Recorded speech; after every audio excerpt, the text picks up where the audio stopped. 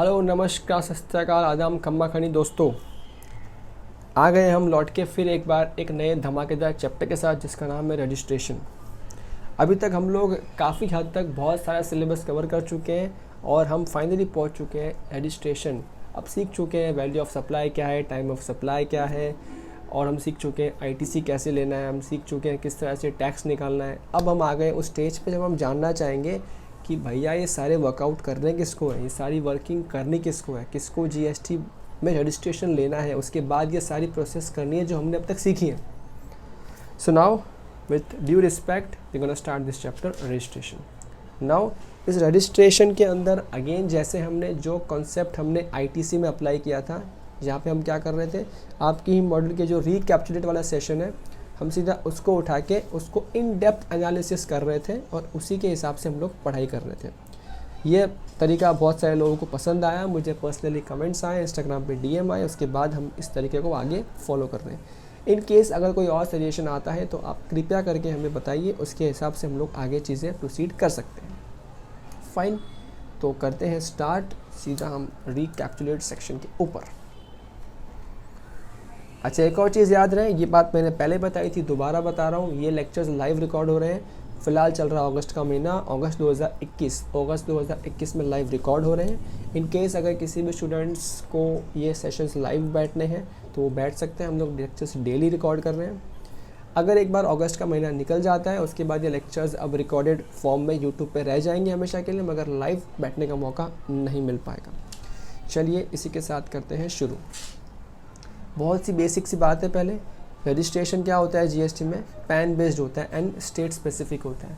यहाँ पे हर स्टेट जहाँ पे आप ऑफिस खोल के रखे हो या हर स्टेट जहाँ पे आप ब्रांच खोल के रखे हो उस स्टेट पे आपको अपना रजिस्ट्रेशन लेना पड़ता है जीएसटी के अंदर। नाउ इसके साथ साथ एक चीज़ और याद रहे, सर सपोज़ करो मेरे 10 स्टेट में ऑफिस है तो क्या मुझे 10 जगह पे सेपरेट रजिस्ट्रेशन लेना होगा? द आंसर इज़ येस, 10 जगह पे सेपरेट रजिस्ट्रेशन लेना होगा। नेक्स्ट क्वेश्चन जो एक स्टूडेंट पूछ सकता है कि सर मेरे एक ही स्टेट में 5 ऑफिस हैं, क्या मुझे 5 ऑफिस के लिए सेपरेट जीएसटी रजिस्ट्रेशन लेना होगा? The answer is it's optional. आप पूरे स्टेट में एक ही नंबर से काम चला सकते हो। सपोज़ करो कि आपने एक्स ब्रांच जो है आपकी महाराष्ट्र में, आपने वहाँ से नंबर लेके रखा रजिस्ट्रेशन का, अब आपको और 4 ऑफिस खोलनी है महाराष्ट्र में ही, तो आप उसी रजिस्ट्रेशन में जो आपने ले रखा है उस पर ऐड कर दो प्लेस ऑफ बिजनेस और वो सारी प्लेसेस आपके लिस्ट हो जाएंगे और हर एक place same GST number use कर पाएंगी। लेकिन अगर आपकी इच्छा है कि नहीं मुझे तो 5 ऑफिस, हर ऑफिस का एक सेपरेट जीएसटी नंबर लेना है, तो वो भी ले सकते हो। एक्ट में उसका भी प्रोविज़न अवेलेबल है। जनरली ऐसा कोई करता नहीं है सिवाय बैंक के। जनरली बैंक्स को क्या होता है, भले ही 10 ब्रांच होगी उस स्टेट में, 25 ब्रांच होगी, 50 ब्रांच होगी, बट कई बार उनका ऐसा लगता है कि हम एक ही नंबर में अगर सब कुछ करेंगे तो एक एक ब्रांच के ट्रांजैक्शन बहुत वॉल्यूमिनस होते हैं। वहाँ पे जनरली उनके गाइडेंस भी इस तरह के होते हैं कि आप सेपरेट नंबर लेके चलो ताकि एक ब्रांच सब कुछ सेपरेट चले along with GST number.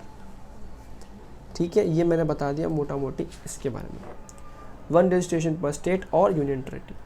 However, business entity having separate place of business in any state may obtain separate, देखो लिखा है यहाँ पे, may obtain separate registration for each of its place of business. GST identification number called GSTIN, ये 15 digit का number है, हालांकि इतना इंपॉर्टेंट नहीं है बट MCQ में कभी आ जाए हल्का फुल्का तो देख लियो।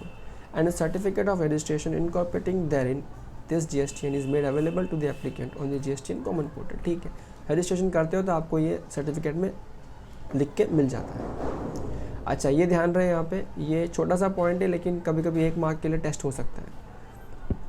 Registration under GST is not tax specific, that is single registration for all the taxes, that is CGST, SGST, UTGST, IGST and सेसेस।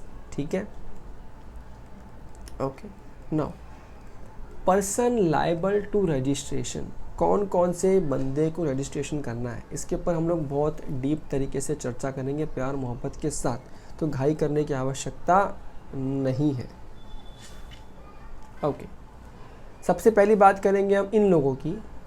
ये वो लोग हैं जिनकी those who exceed threshold limit, कुछ थ्रेशोल्ड लिमिट्स बताई है हमको एक्ट ने प्रोविजंस ने, अगर वो पर्टिकुलर बिजनेस उस लिमिट को क्रॉस कर जाएगा रजिस्ट्रेशन कंपलसरी हो जाएगा। वो लिमिट क्या है अभी देखते हैं कुछ समय के पश्चात। नेक्स्ट क्या है, in case of transfer of business on account of succession etcetera.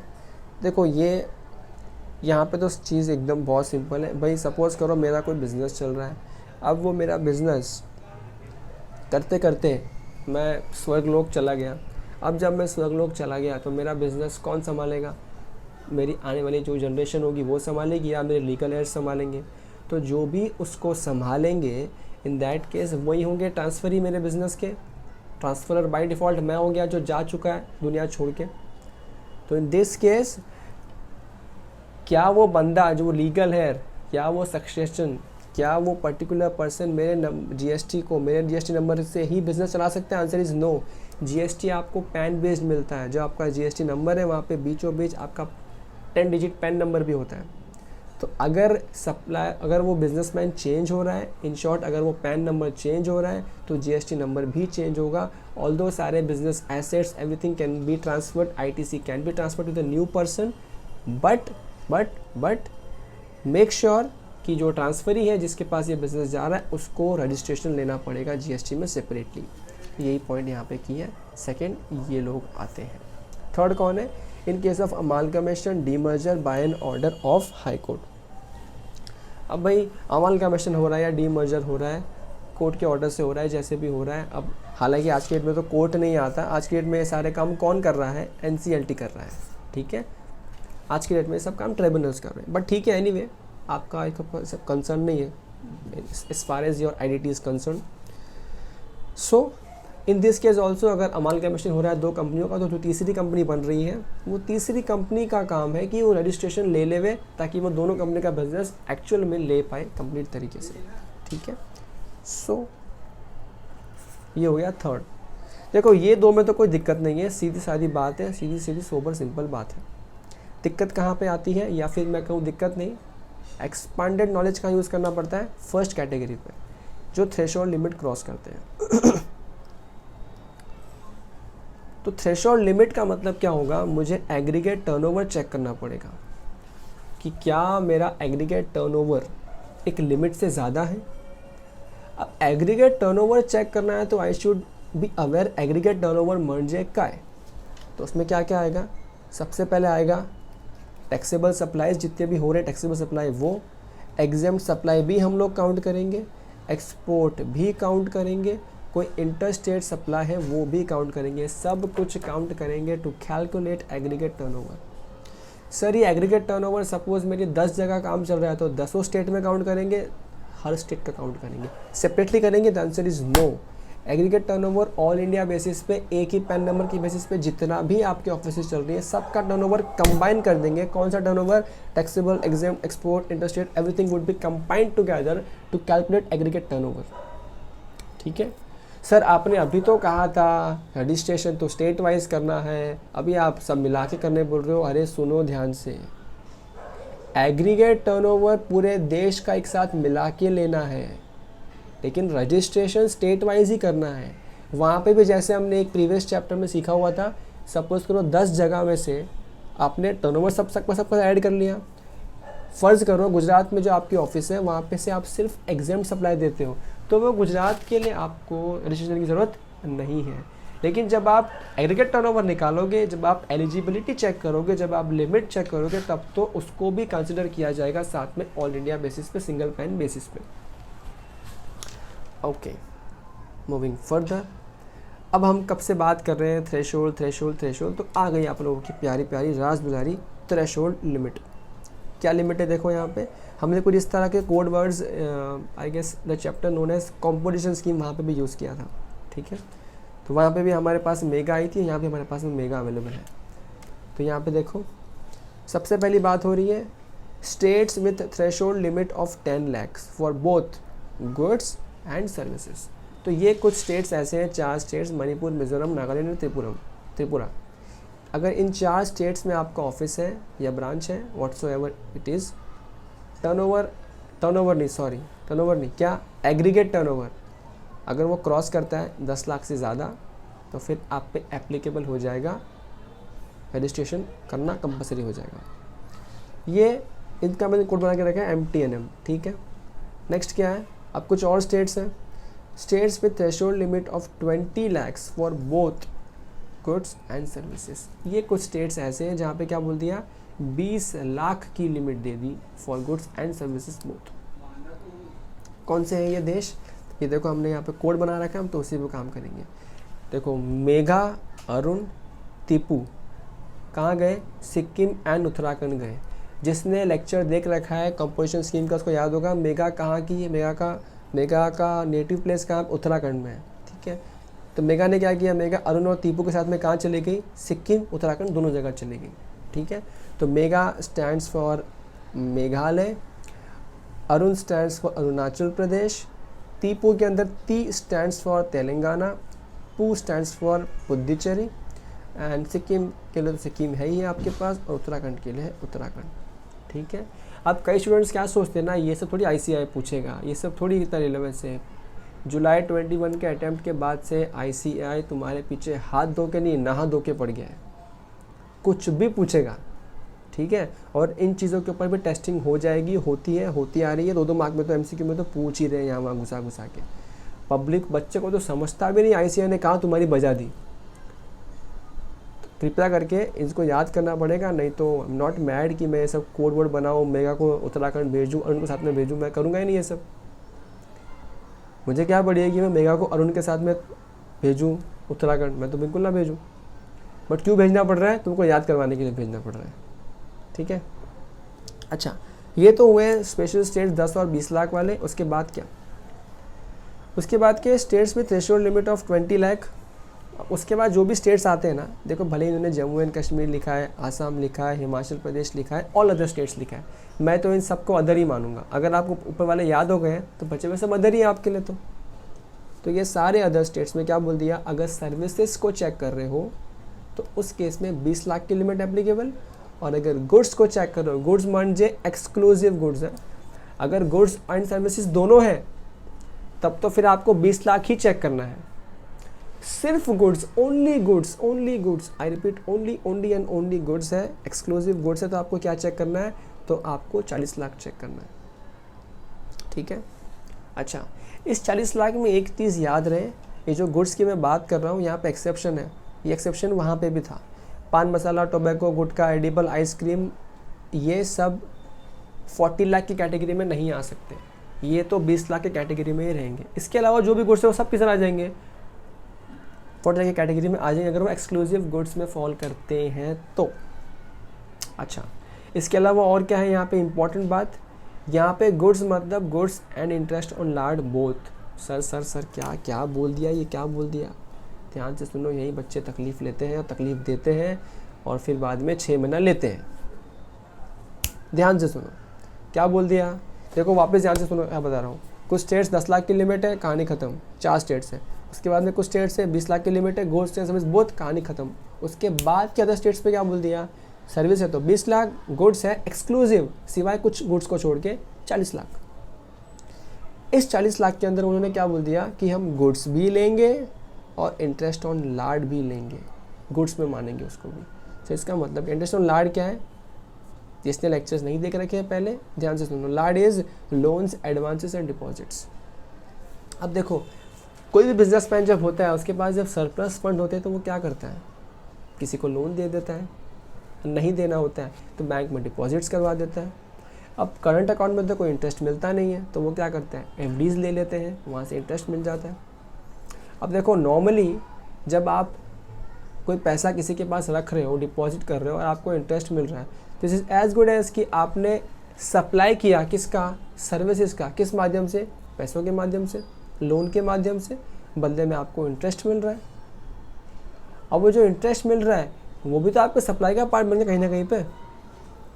तो इन शॉर्ट मेरे कहने का मतलब क्या है, अगर आप सिर्फ गुड्स बेच रहे हो, आप सिर्फ गुड्स बेच रहे हो तो आप क्या बोलोगे डिपार्टमेंट को, सर मेरे को 40 लाख का लिमिट चाहिए। तो डिपार्टमेंट का ऑफिसर वहाँ से उठ के आएगा, वो क्या बोलेगा, देख तेरे पास 100 रुपये एक्स्ट्रा था, तो वो 100 रुपया तेरे सेविंग्स अकाउंट में ट्रांसफ़र कर दिया, तूने उसका एफडी बनाया, तेरे को वो 100 रुपये के ऊपर ना 4 रुपये का ब्याज मिला, 4 रुपये का ब्याज मतलब वो सर्विस का पार्ट हो गया। एंड सर्विस म्हणजे तू ओनली गुड्स में तो डील ही नहीं करता। अब तू ओनली गुड्स में डील नहीं करता तो तेरे को हम 40 लाख का लिमिट दे ही नहीं रहे, जा 20 लाख की लिमिट में आ जा। ऐसा चल रहा था कन्फ्यूजन। कन्फ्यूजन को सॉल्व करने के लिए बहुत सारे लोगों ने इंटरप्रेट किया, बाद में चीज़ें क्लियर हो गई। अरे बॉस, बहुत सिंपल सी कहानी है, अगर आप एक भी रुपए का सर्विस वहाँ पे नहीं लेने दोगे, या अगर आप इंटरेस्ट को सर्विस मान के 40 लाख की लिमिट दोगे नहीं, तो बताओ ध्यान से इस बात को गांठ बांध के रख लो, इस पूरे हिंदुस्तान में किसी को भी 40 लाख का लिमिट मिल ही नहीं पाएगा। क्योंकि वो साल में कम से कम 2 रुपये तो कमाएगा ब्याज से, और वो 2 रुपये ब्याज से कमाया तो हमने बोल दिया अरे भैया चल तो सर्विस में आ गया, 20 लाख की लिमिट जा। समझ रहे हो प्रैक्टिकल डिफिकल्टी, समझ रहे हो लॉ मेकर्स के पॉइंट ऑफ व्यू से। इसलिए यहाँ पे क्या बोला कि हम क्या करेंगे, ये जो 40 लाख का गुड्स वाला पार्ट है ना, ओनली गुड्स वाला पार्ट, उसमें हम ये जो इंटरेस्ट ऑन लार्ड आ रहा है ना, इसको भी हम लोग गुड्स मान के ऐड करेंगे वैल्यू के अंदर। देखो हटा नहीं रहे हैं, ऐसा नहीं कि उसको ऐड नहीं कर रहे हैं। फॉर एग्जांपल समझो, मेरा गुड्स ओनली गुड्स पे काम करता हूँ और मेरा सप्लाई होता है सपोज करो 35 लाख का, और साथ में मैं इंटरेस्ट भी अर्न कर रहा हूँ सपोज करो 4 लाख का। 35 + 4 39 लाख मैं चेक करूँगा। 40 लाख को कंपेयर किससे करूँगा, 39 लाख से कंपेयर करूँगा। अगर 39 लाख टोटल मेरा पार्ट है, 40 लाख से कम है, तो मैं एलिजिबल हूँ इस 40 लाख की लिमिट को यूज़ करने के लिए। लेकिन सपोज़ करो सिर्फ मेरा गुड सप्लाई वाला पार्ट 38 लाख हो जाता है, और मेरा जो इंटरेस्ट मुझे मिला है वो 3 लाख मिल गया, तो 38 + 3 कितना हो गया, 41 लाख 40 से ऊपर हो गया, तो मुझे 40 लाख का लिमिट ऑलरेडी मिल चुका है और मुझे रजिस्ट्रेशन करना कंपलसरी हो जाएगा। लॉन्ग स्टोरी शॉर्ट, 40 लाख का लिमिट देखने के लिए इंटरेस्ट ऑन लार्ड ऐड करोगे, और 40 लाख का लिमिट जैसे ही क्रॉस होएगा रजिस्ट्रेशन करना कंपलसरी हो जाएगा। ठीक है, ओके। अच्छा, इसके ऊपर ना मैंने यहाँ पे क्लैरिफिकेशन के हिसाब से नोट 1 एक बनाया मेरे नोट्स में, जो मैंने यहाँ पे आप लोगों के लिए लिख के रखा है। जो मैंने अभी अभी कहा वही मैंने आसान भाषा में यहाँ लिखा हुआ है, पढ़ने का प्रयास कीजिए। पहले अंग्रेज़ी में लिखा है, supply of services by way of discount और interest on loans, advances and deposits shall be ignored while determining whether a person is exclusive supplier of goods or not। अब इंग्लिश में लिखा है, हमने लिख दिया हमारी भाषा में। दैट इज़, ये इंटरेस्ट टर्नओवर लिमिट में तो ऐड होगा, बट गुड्स मानकर ताकि इनएलिजिबल ना हो जाए सिर्फ इंटरेस्ट के सर्विसेज के वजह से।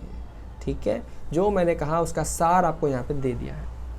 इसी के साथ चलते हैं वापस हमारे इसी पार्ट की तरफ। अच्छा, ये तो हमने लिमिट्स की बात सीख ली, लेकिन है ना कुछ लोग है ना, कुछ लोग ऐसे हैं जो बहुत वड्डे लगते हैं सरकार को, और सरकार बोलती है भाई तुम कुछ लोग हो ना, तुम मत पड़ो ये लिमिट शिमिट के चक्कर में, तुम मत चेक करो 20 लाख हुआ क्या, 40 लाख हुआ क्या, तेल लेने का लिमिट तुम्हारे लिए। तुम्हारा अगर तुम बिजनेस खोल रहे हो, तुम अगर 1 रुपये का भी धंधा करना चाह रहे हो, रजिस्ट्रेशन कंपलसरी तुम्हारे लिए। ठीक है, तो ये वो लिस्ट है, इसमें रजिस्ट्रेशन क्या है, कंपलसरी। सबसे पहले क्या है, persons making any interstate taxable supply of goods. ये गुड्स यहाँ नहीं लिखा था, बट आगे एक्सप्लेनेशन में था, इसलिए मैंने यहाँ पे ऐड कर दिया। कोई भी एक पर्सन जो क्या कर रहा है, इंटरस्टेट टैक्सेबल सप्लाई कर रहा है, किसका, सिर्फ गुड्स का। अगर वो गुड्स का सप्लाई कर रहा है इंटरस्टेट का मतलब गवर्नमेंट क्या सोचती है, ये तो बड़ा आदमी है यार, अरे तो सिर्फ तेरे स्टेट में बेचता तो हम क्या सोचते, छोटा आदमी है तू, तो हम तुझे क्या बोलते हैं कि ठीक है तो 20 लाख का लिमिट ले ले या 40 लाख का लिमिट ले ले। तू महाराष्ट्र से गुजरात में माल भेज रहा है, इतना बड़ा आदमी है, तो नंबर ले और बेच, क्या मना कर रहे तेरे को, लॉजिक समझ में आ रहा है। अच्छा, ये यहाँ पे याद रहे, इसमें गुड्स है लेकिन क्या नहीं है इसके अंदर, except supplier of handicraft items. जिसका मतलब क्या निकलता है कि अगर आप इंटरस्टेट सप्लाई ऑफ गुड्स कर रहे हो तो नंबर लेना कंपलसरी है, लेकिन अगर आप इंटरस्टेट सप्लाई में हैंडीक्राफ्ट आइटम्स बेच रहे हो, आप हाथ से, वो जैसे एग्जांपल वो होते ना बचपन में बच्चे लोग करते थे, आइसक्रीम खाते थे बहुत सारी, कैंडीज़ खाते थे, और वो जो कचरा था कैंडीज़ का उससे घर बनाते थे। अब कई लोग उस घर बना के घर को बेच रहे हैं। अरे वो इतने छोटे छोटे काम कर रहे हैं बच्चे लोग बेचारे, या बड़े लोग भी काम कर रहे हैं, हैंडीक्राफ्ट काम कर रहे हैं ना, अच्छी बात है, देश की जीडीपी के लिए अच्छा है। तो उनको मोटिवेट करने के लिए क्या बोल दिया कि भाई तुम किसी भी स्टेट में बेचो चलेगा, तुमको काउंट नहीं कर रहे। इनको एग्जाम नहीं किया, क्या बोला, तुमको तुम्हारा 20 लाख का लिमिट मिल जाएगा, 40 रहा तो 40 का लिमिट मिल जाएगा, 10 का लिमिट मिल जाएगा, ठीक है। लेकिन कंपलसरी तुमको करना, हम नहीं बोले, तुम यार छोटे आदमी हो, तुम कच्चा वच्चा से काम करके बना के दे रहे हो, तुमको क्या बोलेंगे हम लोग नंबर लेने के लिए कंपलसरी ना बेटा ना, ठीक है, समझियो। अच्छा, यहाँ मैंने वापस लिख दिया क्लैरिफाई करने के लिए, सर्विसेज वाला लिमिट के बाद ले सकता है। इसका मतलब जैसे सपोज करो मैं अपने क्लाइंट के लिए जीएसटी के सर्विसेज देता हूँ, जहाँ पे हम रिटर्न्स भरते हैं जीएसटी के, तो इन दैट केस मैं यहाँ पे बैठ के मैंने गुजरात के क्लाइंट को, राजस्थान के क्लाइंट को, मेरे कुछ क्लाइंट्स हैदराबाद के हैं, उन सभी क्लाइंट्स को मैं यहाँ बैठ के सर्विस दे सकता हूँ। And this is interstate service only. But कहीं पे भी इंटरस्टेट सर्विस के लिए रजिस्ट्रेशन लेना कंपलसरी नहीं है। अगर मेरा लिमिट क्रॉस हो जाता है तो लेना पड़ेगा, वरना नहीं लेना पड़ेगा। This is just a clarification. Next क्या है, casual taxable person who does not have a fix place of business in the state और union territory from where he wants to make supply.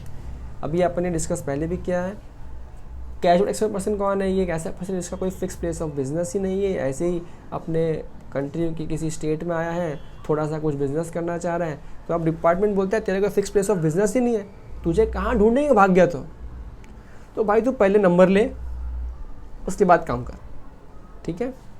Next क्या है, a person receiving supplies on which tax is payable by recipient on reverse charge basis. ध्यान से देखो, अब person receiving supply मतलब यहाँ पे रिसिपिएंट के एंगल से बात हो रही है, रिसिपिएंट के एंगल से। मैं ना एक ऐसी सर्विस ले रहा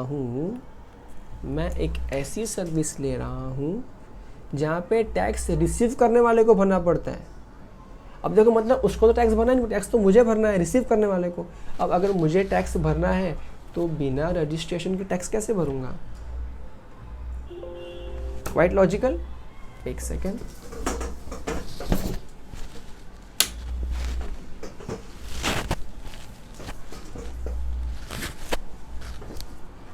ओके, हाँ, कहाँ पे थे अपन थे कि मैं रिसिपिएंट हूँ, और जहाँ पे जैसे जो अपन ने सीखा है रिवर्स चार्ज मैकेनिज्म सीखा है अपन ने, कुछ जगह पे सीखा है रेसिपिएंट को टैक्स भरना पड़ता है। अगर रेसिपिएंट को टैक्स भरना पड़ रहा है यानी कि मैं रेसिपिएंट हूँ, मुझे टैक्स भरना कंपलसरी है, तो इन दैट केस नंबर लेना कंपलसरी हो जाएगा मेरे लिए। नेक्स्ट क्या है, those e-commerce operators who are notified as liable for tax payment under section 9(5). हमने सेक्शन 9(5) पिछले कुछ चैप्टर्स में आईटीसी के पहले हमने इन पार्ट्स को सीखा था, जहाँ पे हमने देखा था कि कुछ ई कॉमर्स ऑपरेटर्स ऐसे हैं जहाँ पे डिपार्टमेंट या लॉ मेकर्स बोलते हैं कि हम ये मान लेंगे कि तुम ही टैक्स पे करोगे हमेशा। कौन थे वहाँ पे, मैंने लिख के रखा है याद दिलाने के लिए। एक तो था पैसेंजर ट्रांसपोर्टेशन सर्विस, एग्जांपल ओला वगैरह, अगर याद आ रहा हो तो। एक था अकोमोडेशन सर्विस और एक है हाउस कीपिंग सर्विसेज। इन सारे सर्विस के अंदर क्या बोल दिया, अगर 9(5) एप्लीकेबल हो रहा है तो इन दैट केस फिर उस ई कॉमर्स ऑपरेटर को नंबर लेना कंपलसरी हो जाएगा। हालांकि हमने इन सब पे एक्सेप्शन भी देखा था। एग्जांपल इन अकोमोडेशन सर्विस, अगर वो होटल ताज होटल है जो खुद नंबर लेके बैठा है तो फिर तो ई कॉमर्स ऑपरेटर माफ़ है वहाँ से। अब ये 9(5) दोबारा नहीं पढ़ा रहा मैं पूरा, बस एक ग्लिम्स दे रहा हूँ, ठीक है। तो ये 9(5) में अगर आप ई कॉमर्स ऑपरेटर हो तो भैया नंबर लेना कंपलसरी है। इससे कनेक्टेड एक और पॉइंट है, supplier other than notified under section 9(5) who supply through an e commerce operator. अब कोई 9(5) में कवर्ड नहीं है, कोई भी ऐसा सप्लाई जो 9(5) में कवर्ड नहीं है और फिर भी हम ई कॉमर्स ऑपरेटर के थ्रू सप्लाई को करना चाह रहे हैं, तो अब जो सप्लायर सप्लाई करना चाह रहा है उनको क्या बोल दिया, तुमने रजिस्ट्रेशन ले लो तुम। फॉर एग्जांपल, आज मेरा मन हो गया कि मुझे फ्लिपकार्ट पे सामान बेचने का मन हो गया। अब क्या फ्लिपकार्ट पे सेक्शन 9(5) एप्लीकेबल होता है? अगर मेरे और फ्लिपकार्ट के सप्लाई के उस तरीके में, उस गुड्स में अगर 95 एप्लीकेबल होता है, तब तो फ्लिपकार्ट खुद संभालेगा और खुद नंबर लेगा, खुद टैक्स भरेगा। लेकिन अगर 95 में फॉल नहीं हो रहा तो बीइंग सप्लायर मुझे नंबर लेना पड़ेगा, बिकॉज मैं उस ई कॉमर्स ऑपरेटर यानी फ्लिपकार्ट के थ्रू सप्लाई कर रहा हूँ।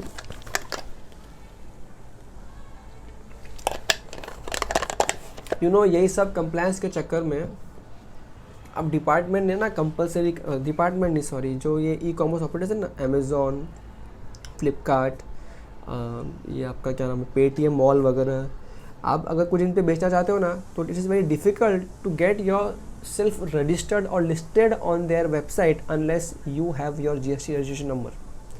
अलाउ ही नहीं करते आजकल, बिकॉज ये लोग भी जानते हैं इंडिया में ईज़ ऑफ बिजनेस बहुत कम है, गवर्नमेंट परेशान कर देगी, तो बेटर है कि जाने दो।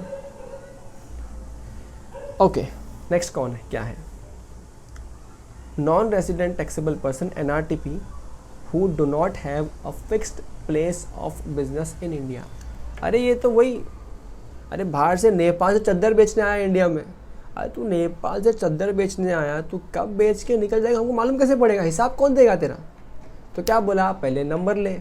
अच्छा, जब ये लोग पहले नंबर लेते हैं, एडवांस टैक्स भर के भरते हैं पहले, फिर नंबर लेते हैं, नंबर मिलता है ये लोग को, ठीक है।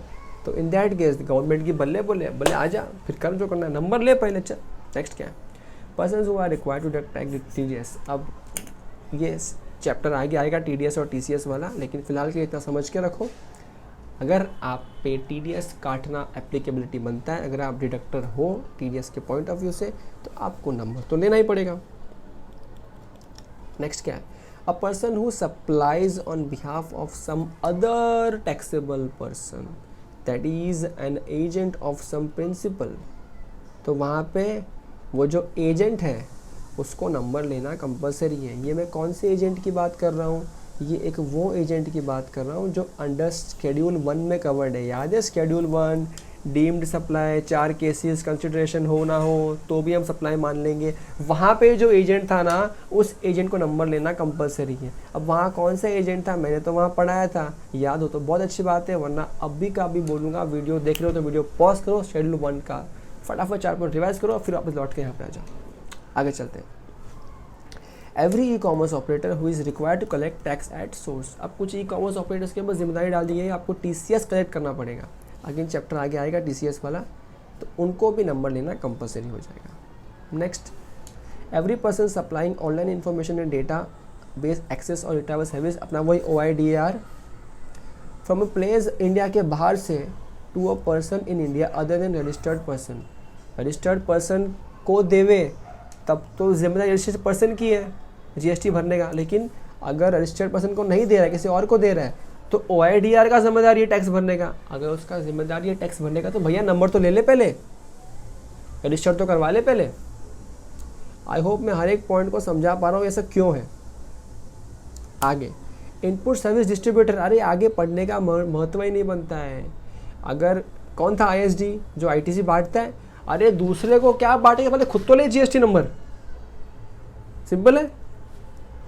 नेक्स्ट क्या है, पर्सन और class of person notified by the central government. इस सब बात भी इनका पेट नहीं भरा, तो इन्होंने क्या बोल दिया, मोदी गवर्नमेंट का जब जो मन होगा ना, या फिर जिस स्टेट में कोई मन होगा, किसी का मन होगा कि हमको इसको भी लेना है, हम इसको भी लेना, उसको भी ले लेंगे हम। तो ठीक है, तो ठीक है, ले लेंगे, लेना होगा जो कर लेंगे।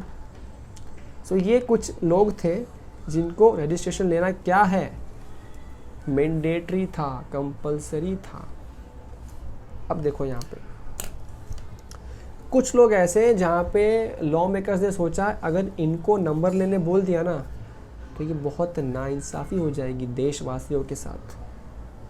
तो मित्रों, इन कुछ जगहों पे नंबर लेना कंपलसरी नहीं है।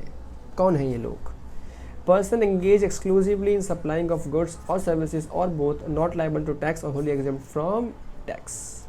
अब कुछ लोग हैं जिनको हमेशा एग्जेम्प्ट गुड्स में ही डील करते हैं, एग्जेम्प्ट सर्विस में डील करते हैं, तो इनको फिर क्यों बोले सरकार, क्यों बोले लॉ मेकर्स की नंबर लो। Doctor, have you ever seen a doctor who have taken registration number of GST? No. उनको जब जीएसटी लगता ही नहीं है, एग्जाम्प्ट है उनके ऊपर जीएसटी, तो नंबर लेने क्यों बोले उनको? अब सोचो अगर लॉ मेकर्स नहीं लिखता तो वो क्या होता? तो पब्लिक सोचता कि देखो सप्लाई तो कर रहा है वो डॉक्टर भी, तो सर्विस तो दे ही रहा है, टर्नओवर क्रॉस कर रहा है 20 लाख से, उनके लिए तो 20 लाख क्रॉस करना बहुत मामूली बात है। वो तो क्रॉस करेंगे और नंबर ले लेगा और बोलेगा टैक्स क्या भरने का। तो बोला माफ भाई, जा नंबर मत ले, तू रजिस्ट्रेशन ही मत कर। नेक्स्ट क्या है? एक एग्रीकल्चरिस्ट लिमिटेड, देखो एग्रीकल्चरिस्ट तो है लेकिन कौन? Limited to supply of produce out of cultivation of land only, या लैंड। जो एग्रीकल्चरिस्ट है, जो कोई भी ऐसा एग्जाम्पल, कोई खेती किया बेच रहा है, ठीक है नंबर मत ले, जा जिंदगी जी ले, कोई दिक्कत नहीं, लेकिन सिर्फ कल्टीवेशन ऑफ लैंड की बात कर रहे हैं। देखो मैंने यहाँ पे इसलिए लिख दिया कि ओफू इज ओनली फॉर अंडरस्टैंडिंग। क्या लिख दिया मैंने? गाय भैंस पालने वाले को नॉर्मल लिमिट क्रॉस तो रजिस्ट्रेशन लेना ही है। कई बार पब्लिक सोचती है कि गाय भैंस चला रहा है तो वो भी आ जाएगा इसमें, नहीं, सिर्फ कल्टीवेशन ऑफ लैंड से जो कल्टीवेट करके निकलता है उसका सप्लाई करते हो ना, वो कवर होगा इसमें, ठीक है। ओके, नेक्स्ट क्या है? Person making only reverse charge supplies, उसको भी एप्लीकेबल नहीं है, ठीक है सर। कैसे? फॉर एग्जांपल आपको याद हो आरसीएम में हमने देखा था एडवोकेट सर्विसेज। अब एडवोकेट सर्विसेज में सिर्फ एक जगह था जहाँ पे एडवोकेट को खुद को टैक्स भरना पड़ता है फॉरवर्ड चार्ज में, बाकी सब जगह रिवर्स चार्ज में था। अब अगर बीइंग एन एडवोकेट, अगर मुझे कभी भी टैक्स खुद फॉरवर्ड चार्ज में भरना ही नहीं है, हमेशा रिवर्स चार्ज में रेसिपिएंट टैक्स भरेगा, तो मैं नंबर क्यों लूँ जीएसटी का? तो लॉ मेकर्स ने बोला भाई एडवोकेट साहब आप मत लो जीएसटी नंबर, जब तक आप पे एप्लीकेबल है ही नहीं, यानी कि जब तक रिवर्स चार्ज में सामने वाला ही टैक्स भर रहा है, तो आप नंबर लेके क्यों आप एक पोर्टल का आईडी पासवर्ड फालतू में बोझ बना रहे हो? मत लो, नंबर ही मत लो। नेक्स्ट क्या? Person making inter state supply of taxable service up to 20 lakh. ये मैंने ऊपर भी बताया था, दोबारा यहाँ पे लिख दिया गया है। यहाँ मैंने बताया था ना, यहाँ देखो सिर्फ ऑफ गुड्स मैंने खुद से लिखा है। क्यों लिखा है? क्योंकि उन्होंने नीचे सर्विस को एग्जेम्प्ट कर दिया वहाँ से, मतलब सर्विस पे उन्होंने 20 लाख का टर्नओवर डाल दिया, तो यहाँ से सिर्फ गुड्स कर दिया मैंने। ओके, नेक्स्ट क्या है? ये हैंडीक्राफ्ट पे मैंने ऊपर ही कवर कर दिया 20 लाख तक के टर्नओवर पे, वो इन्होंने यहाँ पे दोबारा लिख दिया है। अच्छा, ये जो 20 लाख कर रहे हैं, स्पेशल स्टेट्स में 10 लाख ही रहेंगे, MTNM में, याद रखियो, ठीक है, ये मत भूल जाना। Next, casual taxable person making inter state taxable supplies of notified handicraft good up to 20 lakh, ठीक है, ये तो सब वही कहानी। Person making supply of services through an ECO other than supply specified with aggregate turnover up to 20 lakh, ठीक है। अगर मैं ECO के थ्रू भी कर रहा हूँ, जो 95 में कवर्ड नहीं है, मैं सादा वाला हूँ, तो भी अगर मैं ECO के थ्रू कर रहा हूँ, from doing it from e-commerce operator के थ्रू ही मैं अगर कर रहा हूँ, तो फिर 20 लाख जैसे क्रॉस होगा ना, लेना पड़ेगा मुझे, तो कोई प्रॉब्लम वाली बात नहीं है। अच्छा, यहाँ तक कोई दिक्कत? हालांकि मैंने हर एक पॉइंट को टच करने का ट्राई किया है, तो दिक्कत हो तो स्टिल आप पूछ तो सकते ही हो। फिलहाल चलते हैं आगे। Where and by when to apply for registration, कब करना है अप्लाई रजिस्ट्रेशन के लिए? Person who is liable to be registered under section 22 और 24 in every state union territory in which he is so liable within 30 days from the date on which he is become liable for registration। जैसे ही वो threshold limit वगैरह cross करता है या फिर वो mandatory में आता है, ठीक है, थ्रेशोल्ड क्रॉस करता है या मैंडेटरी रिक्वायरमेंट में आता है, तो उसको नंबर ले लेना है हर एक स्टेट में जहाँ जहाँ पे वो लाइबल बन रहा है, नहीं टैक्सेबल सर्विसेज या गुड्स दे रहा है। कितने दिन में ले लेना है? 30 दिन के अंदर अंदर ले लेना है।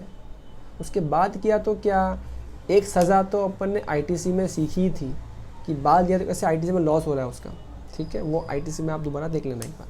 नेक्स्ट क्या है?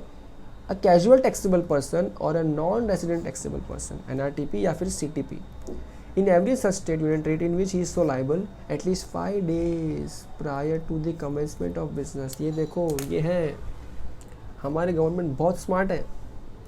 ये जो कैजुअल टैक्सेबल पर्सन है, इसका कोई ठिकाना ही नहीं है, या फिर नॉन रेजिडेंट टैक्सेबल पर्सन है, बाहर से आया इंडिया में बेचने के लिए, तो क्या बोला इनको? तेरे को बिजनेस स्टार्ट करने के 5 दिन पहले नंबर लेना पड़ेगा, और इनको नंबर लेना बिना एडवांस दिए नहीं मिलता है, ठीक है। इनको पहले एडवांस देना पड़ता है, फिर नंबर मिलता है। ओके, आगे प्रोसेस आएगा तब आपको दिख जाएगा डिटेल में। नेक्स्ट क्या है, a person who make supply from the territorial waters of India. कोई ऐसा है जो पानी के टेरिटोरियल वाटर्स से, इंडिया के जो टेरिटोरियल वाटर्स है वहाँ से सप्लाई कर रहा है, तो उनको भी नहीं छोड़ा, उनको भी नहीं छोड़ा। क्या बोला, तुम्हारे पास इन द कोस्टल स्टेट और union territory where the nearest point of the appropriate base line is located.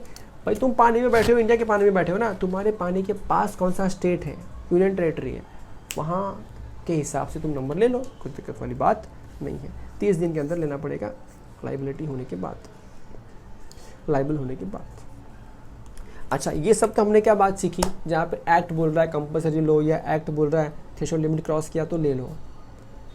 कुछ चीज़ें ऐसी हैं जहाँ पे मेरा खुद से मन है यार, अरे भले ही कुछ भी हो, मेरा मन है, मेरे को जीएसटी नंबर लेना है। अब ये क्यों लेते हैं, कई लोग ऐसा पूछ सकते हैं कि क्या ज़रूरत है लेने की। देखो, हर किसी की अपनी अपनी रिक्वायरमेंट होती है। फॉर एग्जांपल, आज अगर मैं बैंक में जाता हूँ ना, बैंक मुझे लोन देता है, तो बैंक पहले पूछता है क्या आप जीएसटी नंबर है आपके पास। अब मैं बैंक को बोलूँगा ना, सर मेरे को तो एप्लीकेबल ही नहीं है, तो कई बार बैंक एंटरटेन नहीं करता। बैंक क्या सोचता है, इतना छोटा आदमी, इसके ऊपर जीएसटी नंबर भी एप्लीकेबल नहीं है, तो क्या लोन लेगा, क्या चुकाएगा, क्या गुंडा बनेगा ये आदमी। तो क्या बोल दिया, नहीं, भगा देते। कुछ लोग दे देते हैं, कोई कंपल्शन नहीं है, मैं बता रहा हूँ। और क्या चीज़ हो सकती है, हो सकता है कि मेरी ऐसी इच्छा है, या मुझे ऐसा पता है कि मेरा 1-2 महीने बाद टर्नओवर क्रॉस होने वाला है, तो मेरे को नहीं वेट करना है, मेरे को नंबर दे दो ना अभी, तब मैं बिजी हो जाऊँगा तो मैं नहीं ले पाऊँगा, अभी दे दो मेरे को, ठीक है। अंडर एनी सर्कमस्टेंसेस मेरा मन है, अब मेरा मन है तो है, तो कोई सवाल नहीं होते, नंबर लेना है ले सकता हूँ। कैसे, person not liable to be registered under mandatory या फिर थ्रेशोल्ड, वो ले सकता है खुद से रजिस्ट्रेशन वॉलंटरीली। यूआईएन पता है किसको मिलता है, ये मिलता है in respect of supplies to some notified agencies of United Nations organisation, multinational financial institution and other organisation, UIN is issued. ये जो कुछ लोग हैं ना, जो इंडिया में कुछ सर्विस वगैरह देना चाहते हैं, जो बड़े बड़े लोग हैं ना, बाहर वाले ये लोग, इनको यूआईएन नंबर दिया जाता है, इनको जीएसटी नंबर नहीं दिया जाता, ठीक है। नेक्स्ट क्या है, इफेक्टिव डेट ऑफ रजिस्ट्रेशन, ये हम ऑलरेडी आईटीसी में सीख चुके हैं। अगर आपने एप्लीकेशन दे दिया है, सबमिट कर दिया है, 30 दिन के अंदर अंदर जब आप लाइबल हुए, तो आपका इफेक्टिव डेट क्या होगा, the date on which he becomes liable. जिस दिन से लाइबल हुए उस दिन से ही नंबर मिले, ऐसा माना जाएगा। लेकिन अगर आपने 30 दिन में अप्लाई नहीं किया, तो फिर आपने अप्लाई जब भी किया हो, जब आपको रजिस्ट्रेशन मिला हो ना, उस डेट से मानेंगे कि आपका रजिस्ट्रेशन एक्टिव हुआ है, ठीक है। इसके कोई कॉन्सिक्वेंस आपको यहाँ नहीं मिलेंगे, कॉन्सिक्वेंस आपको सिर्फ आईटीसी में मिलेंगे। तो जिसने नहीं देखा है प्लीज़ देख लेना उसको। नेक्स्ट क्या है, डीम्ड रजिस्ट्रेशन। ये तो बहुत सी सिंपल सी कहानी है। देखो, हमने यहाँ पे देखा, हमारे पास यहाँ पे CGST है, SGST है, IGST है, ठीक है। बेसिकली रजिस्ट्रेशन किस में होता है, 2 ही है, एक सेंटर और एक स्टेट, CGST और SGST। अगर आपने जैसे ही, देखो होता है क्या है, जैसे ही आप रजिस्ट्रेशन के लिए फॉर्म भरते हो ना, ऑटोमेटिक सॉफ्टवेयर है ना, आपको असाइन कर देता है या तो स्टेट के पास या सेंटर के पास, ठीक है। Authority can be of state और ऑफ सेंटर। अगर आपको सेंटर का अथॉरिटी को असाइन किया है आपको रजिस्ट्रेशन देने के लिए, तो जैसे ही सेंटर ने अप्रूव किया, it would be deemed assumed कि स्टेट ने भी अप्रूव कर दिया। वैसे वर्षा क्या हो सकता है, अगर स्टेट ने अप्रूव कर दिया, स्टेट के पास गया आपका एप्लीकेशन, तो it would be presumed and assumed कि सेंटर ने भी अप्रूव कर दिया। Same goes for cancellation. अगर आपका फाइल सेंटर के पास गया, अगर सेंटर ने डिसअप्रूव करके रिजेक्ट कर दिया, तो हम ये मान लेंगे कि स्टेट ने रिजेक्ट कर दिया, ठीक है। तो ये तो but of course common sense है, वरना क्या होगा, हर आदमी स्टेट, जैसे स्टेट मना करेगा, सेंटर नंबर दे दो ना मेरे को, ऐसा करने लग जाएगा। तो क्या बोला, एक ने भगाया ना लात मार के, चुपचाप निकल। अच्छा, ये यहाँ तक है जो हम लोग इस वीडियो में फर्स्ट पार्ट में कवर करने वाले हैं।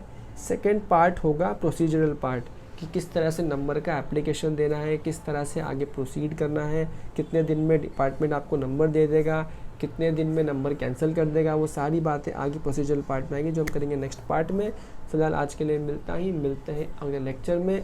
नई उमंग और नए जोश के साथ। तब तक के लिए शुभ रात्रि, शुभ बखैर, अलविदा, बाय बाय। जो करना है करो, टेक केयर।